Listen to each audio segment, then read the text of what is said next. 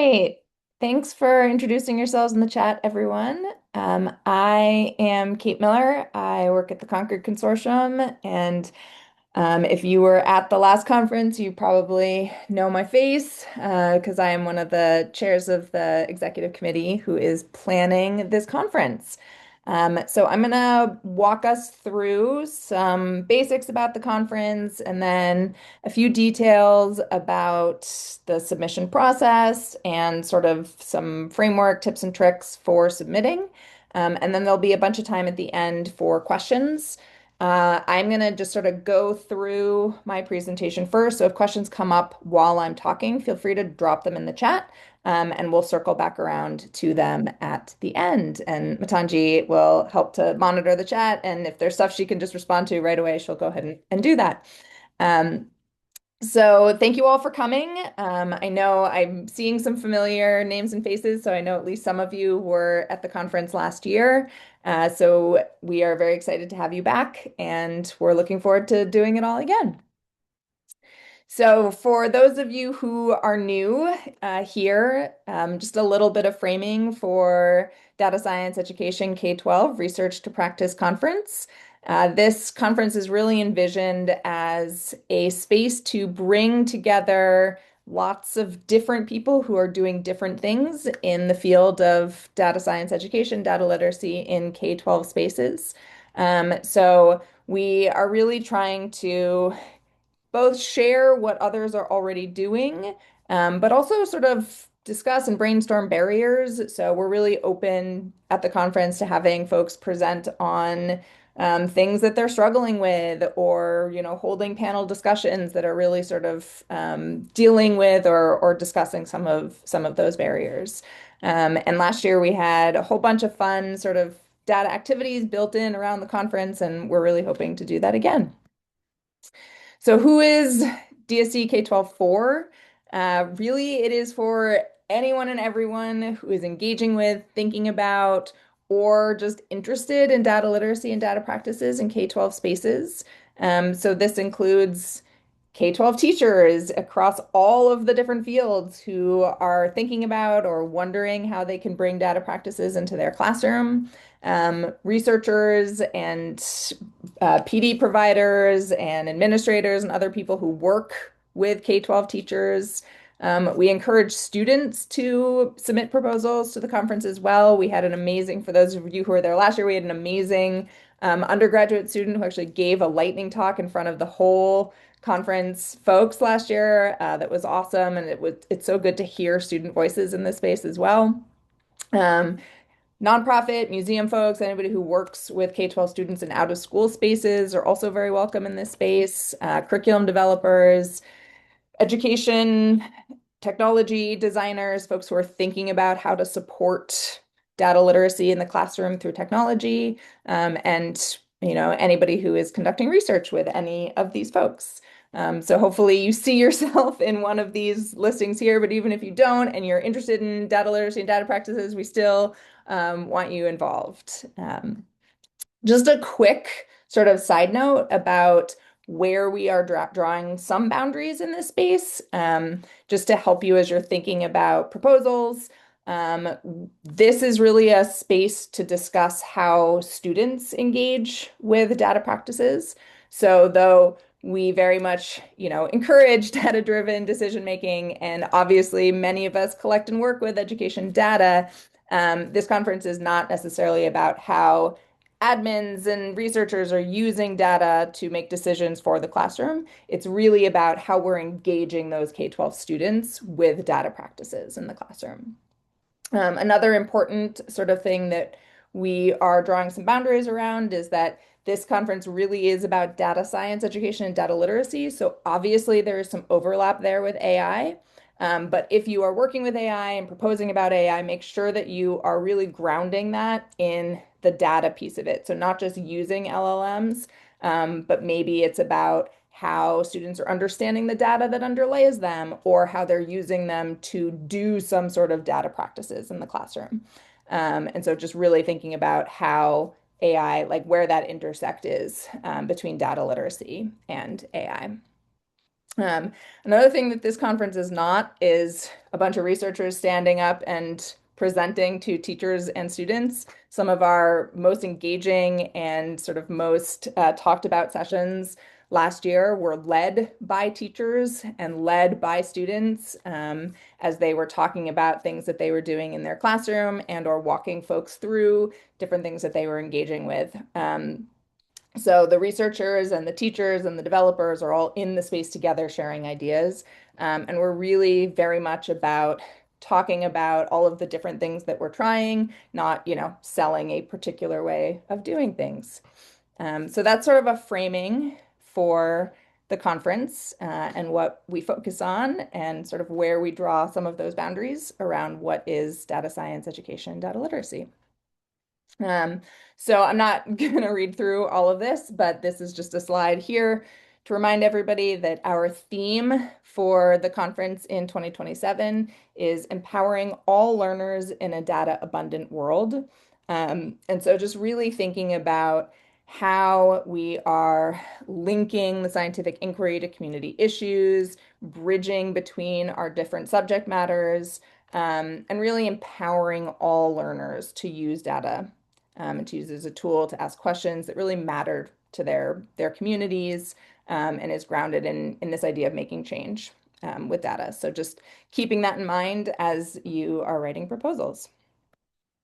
Okay, so most of these are the same as last year, but just we tweaked them slightly. So I'm going to go through these and share some examples. So the first type, there are four types of proposals. The first one is a showcase. And so the showcases happen in a big space, think kind of like a poster hall or an exhibit hall at a conference.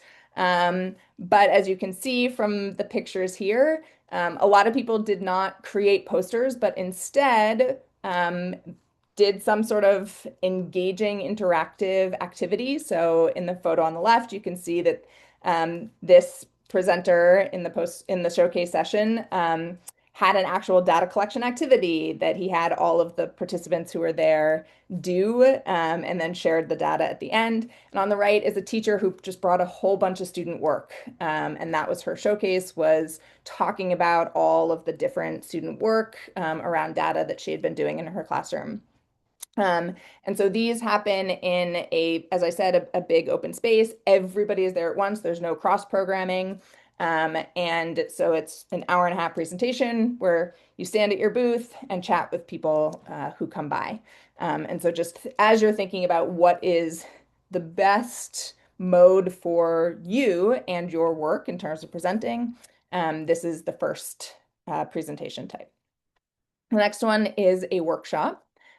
These are 80 minutes. And so when you write a proposal for a workshop, you're imagining an 80-minute period where you are in charge of the audience for that 80 minutes, but really thinking about how to make these interactive and collaborative. So you can see from the photos from the last conference, some of the workshops actually had people getting up out of their seats and doing activities in the hallways, in around tables in the different rooms, and handing out different objects for folks to use and interact with as they sort of demonstrated different ideas during the presentation. So the workshops are sort of the most space for innovative formats and ideas. So 80 minutes in a room, think outside the box in terms of what you can do with a group of people, and how you can make that a collaborative time. The next one is a research paper. So research papers will be grouped into groups of four and then presented in an 80-minute slot. So each research paper, when you write and submit it, you will end up with a 15-minute presentation along with three other sets of authors who will all be presenting in the same space. Now, again, because of the nature of this conference and how we're really talking and thinking about audience engagement, The proposals for the research paper do ask you to somewhere in there talk a little bit about how you're going to engage your audience in some way, even if it's just something small, taking a poll, or as you can see in one of these photos, having participants write something down on a sticky note and put it up on the wall. So just as a way to have it not just be the sage on the stage standing up and presenting, but how are we engaging the audience in some way? And then the final presentation type for this year are the lightning talks. These are short, they are 5 minutes, and we're real sticklers about that. We have a nice big countdown clock that goes up on the stage to count down your time for 5 minutes. So they're short, but they're also on the main stage in front of all of the attendees. So this is a really great format for, just like something really innovative, some way to spark an aha moment among the audience, leave the audience with some questions and ideas. As I said last year, we had a student stand up and just tell a quick story about his experience with data science in high school. We had a researcher who shared a new framework, just sort of a quick introduction to get everybody thinking. We had a couple of teachers that, shared just some quick ideas about stuff that they'd been doing in their classroom. So when you're thinking about these, really think about something that's going to be of interest to the whole audience and something that can be compacted into a 5-minute presentation. So those are the 4 types of presentations for this year. So as you are submitting your proposal, you will write your proposal with one of these 4 presentation types in mind, and you will need to tell us which presentation type you are writing a proposal for when you submit it. So some general proposal writing tips and tricks. Couple of things here. One is that we do have a template for writing your proposal. So in order to access this, obviously you can now get it from the slide, but it's also on the website. So if you go to our conference website and you go to the call for proposals, there is right here, open a Google Doc template and download the Word doc template. So I'm going to open the Google Doc one right here. It's going to open up on this screen, and if you click the Make a Copy button, it will open up a fresh copy of it for you, which you can then edit. So just as a few notes here, the easiest thing to do when you're using this template is to actually just delete and then type in here. Rather than trying to copy and paste something from a different format in here, write it directly in here. That's the easiest way to use this.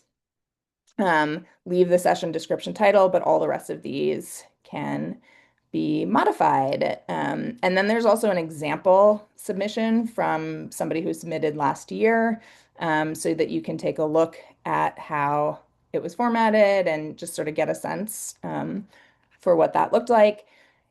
When you do get ready to submit, just delete the part at the top and the example submission at the bottom, and then you can submit using this template. And if you prefer to work with Word, there's also a Word doc template that just downloads a Word file.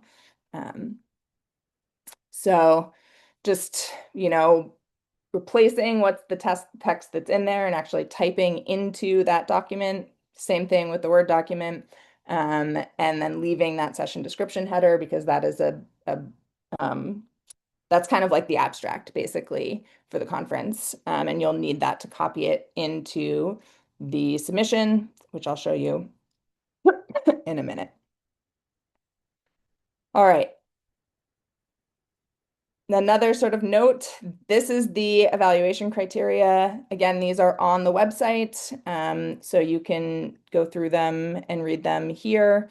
But just to review them for everybody, purpose and relevance, right? This goes back to what I was saying at the beginning, just sort of making sure that in there you're connecting it to the conference, right? Like, why is this proposal relevant to the DSE K-12 conference?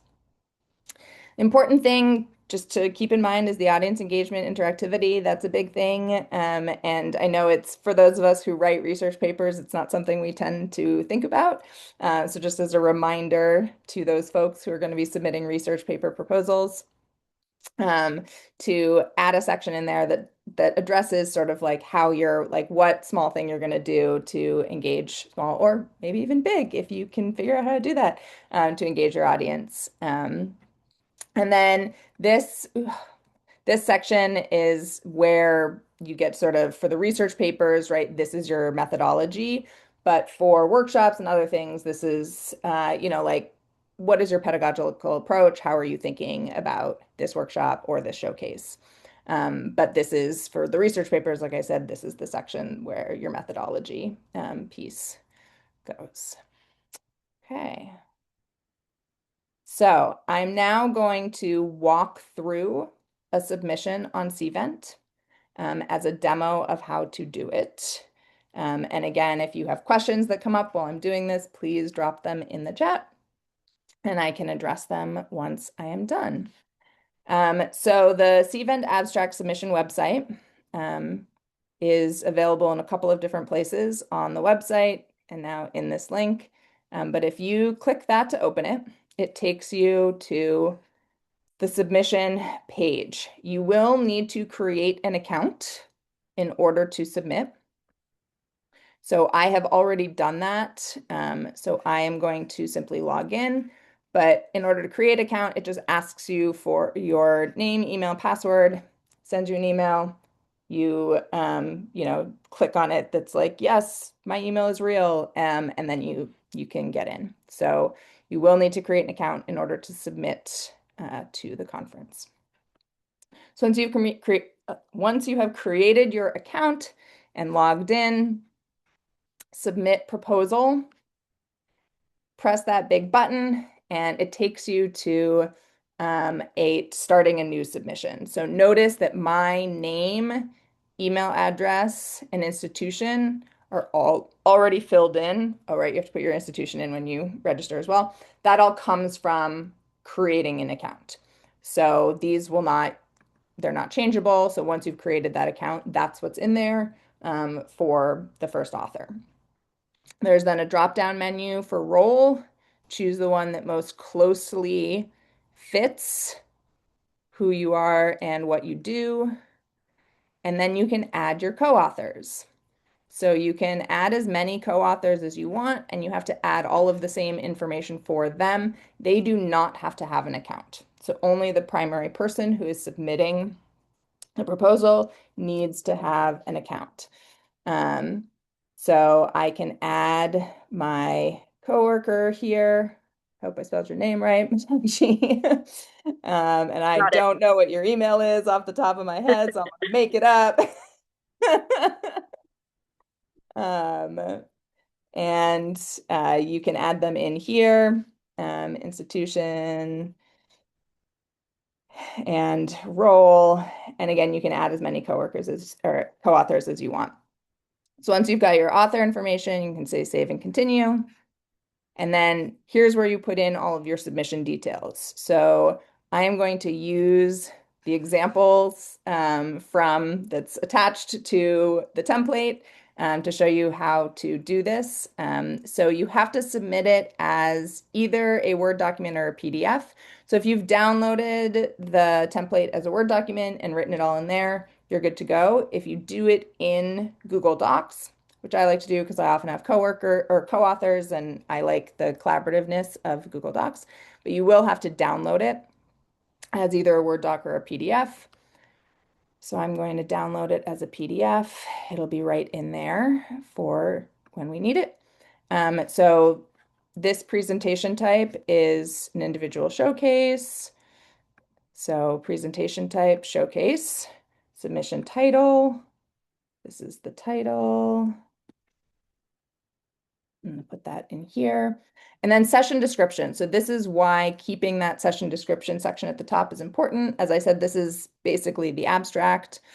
So we're going to copy that. So the session description will be in two places, right? It'll be at the top of your file that you attach, and it will be copy and pasted into here. This is to help us assign reviewers, right? So the reason that we have this session description here is to make it easier for our reviewer team to match reviewer expertise to proposal submissions.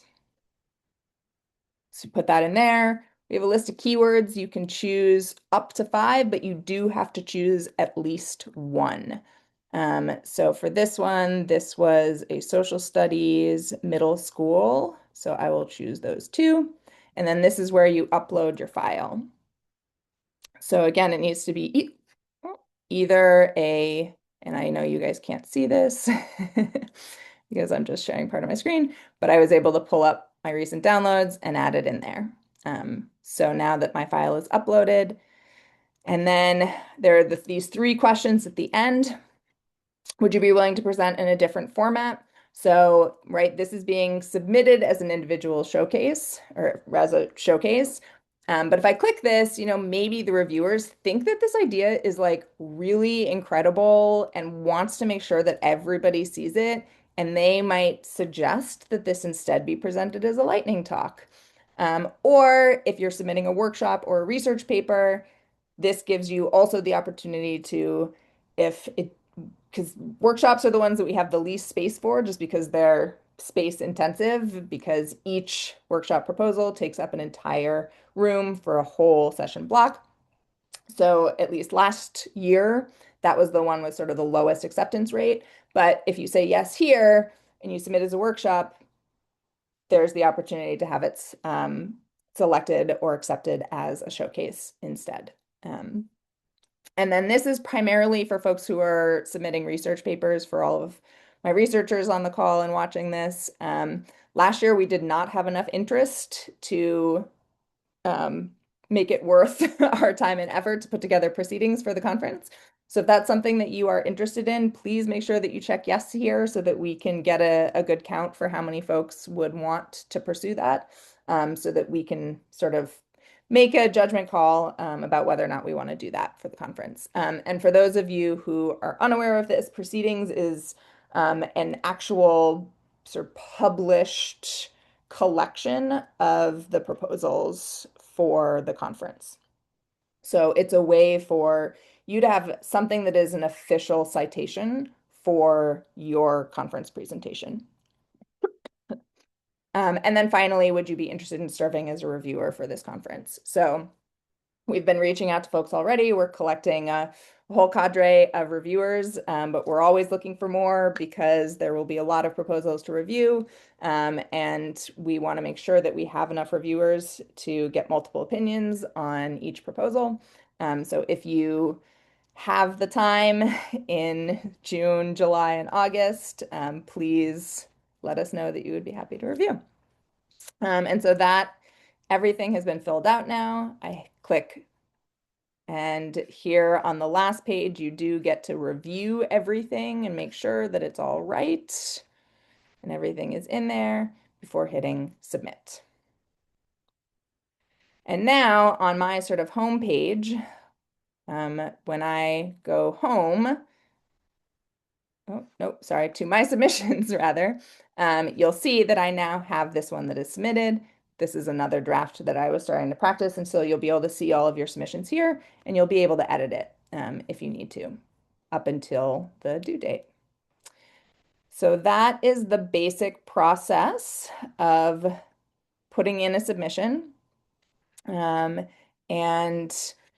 just again, to remind everybody, when you are adding that submission, so again, to go back to the example, notice that there's no author details on the top of this. The reviews will be double blinded.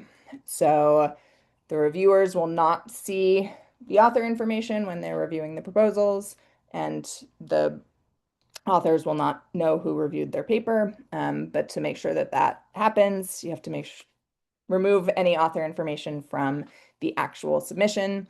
So the reviewers will not see that first page with author details. Those will go into the system for, registration and all of that other stuff. But the reviewers won't see the author information. So just as a reminder to make sure that there's no author information in the uploaded file. And again, a reminder that the session description goes in two places, right at the top of the file and in that box on the submission details page. Okay. So that was my whole nice long spiel, sort of walking through this whole process. And I see that we have at least one question that is already in the chat.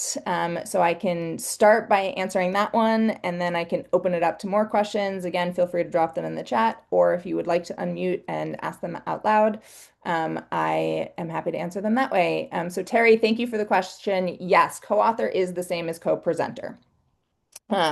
So if you are submitting to present with multiple people, you should add all of your co-presenters as co-authors.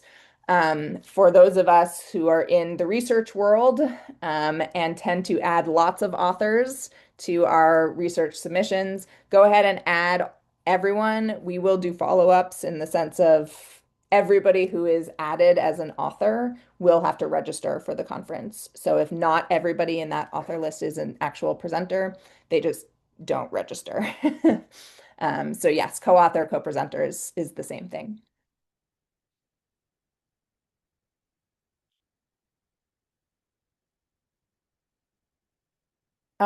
Mark, can you clarify your question? I'm not sure what it's referring to.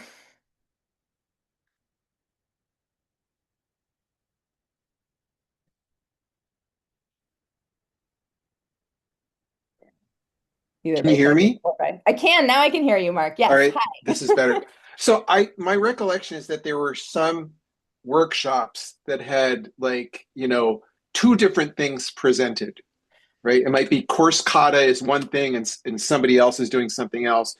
Now, do you like marry them together or they have to find their They partners? have to find their partners themselves. Yeah. So they were submitted jointly last year. So Okay, we cool. don't, yep. So if you're submitting a workshop, you are submitting to take up that whole 80 minutes, but you can submit with a bunch of different people. So if you want your workshop to be, three different teams, each presenting something for 15 or 20 minutes, and then a conversation about how they all interact, that is a great idea for a workshop. But you all find each other and We do submit that. as Yep. exactly.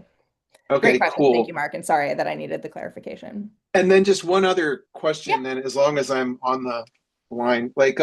So what if like I had like three different ideas and I'm wondering like because you can see the whole geography of everything and I'm going like, which one of these has legs? Like what do you want me to develop more?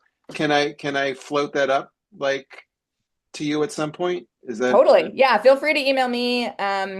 Feel free to email the info at info, I forget what it is, Matanji. Info at The email is datascienceforeveryone.org. It's on the DSE website. K-12. Yeah, I'm gonna put it in the okay? chat again. Yeah, and those any email to that info email will get sent to either Matanji or me or whoever is the right person to address. Like a bunch of us have access to those. So yeah, feel free to email me directly or send it to that one because then there are a bunch of different people who could weigh in. Uh, Okay. All right, cool. Thank you. of course. And I see the question from Caroline. I'm assuming that that's about co-presenters being added later. So once the proposal has been submitted, or rather, once the deadline has passed, you won't be able to add them onto the presentation that way. However, we will open up registration for everyone. And so you'll be able to have somebody that you want co-presenting register, and there will be a way to reach out. Like we'll have Matanji might be able to answer this better, but we will have some way of you being able to reach out to be like, actually, I want to, edit my proposal submission in some way, whether that's like slightly change the title or add a co-presenter. But that will be in the fall, like once we're actually putting the program together. That'll be through the same email. For now, if we have a different process, we'll let everybody We'll know. let everybody know. Thank you, Matanji. And if any questions come up later that you are thinking about, feel free to email the email that I just put in the chat. It's DSEK-12 at datascienceforeveryone.org.